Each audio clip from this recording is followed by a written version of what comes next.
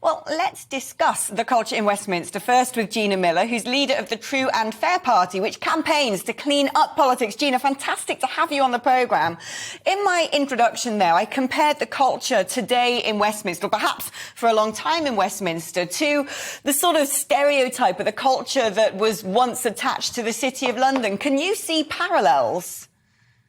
Well, before my political activities, I've been in the city since 1996, so absolutely I can. And I think we've got to see the same sort of changes that happen in the city. So that's, transparency. We've got to have more awareness, which we're seeing already of what's going on. We have to allow whistleblowing channels to operate. We've got to be able to put in checks and balances. In the city, we put in things called senior management regimes. We actually have duty of care.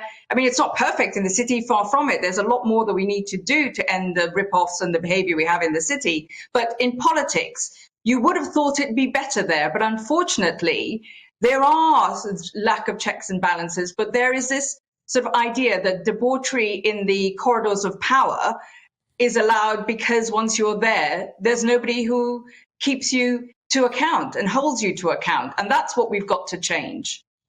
I mean, there are currently, I believe, 56 MPs being investigated for sexual misconduct, which suggests to me that there is some sort of whistleblowing mechanism and a watchdog in place. Is there something else intrinsic to this that connects the City of London? The idea of power, privileges, perhaps the backgrounds of some of the people drawn to this profession, which leads them to potentially act with impunity?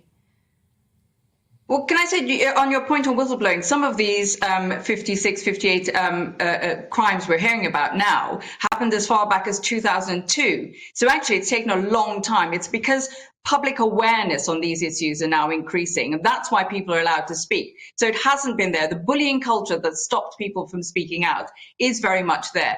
But it's this combination of power, but also the idea that it's unaccountable. And if you look at the backgrounds that people in the particular parties are coming to the top, they do seem to come from a very privileged background where there's this sort of, it's called the Bullingdon boy type culture.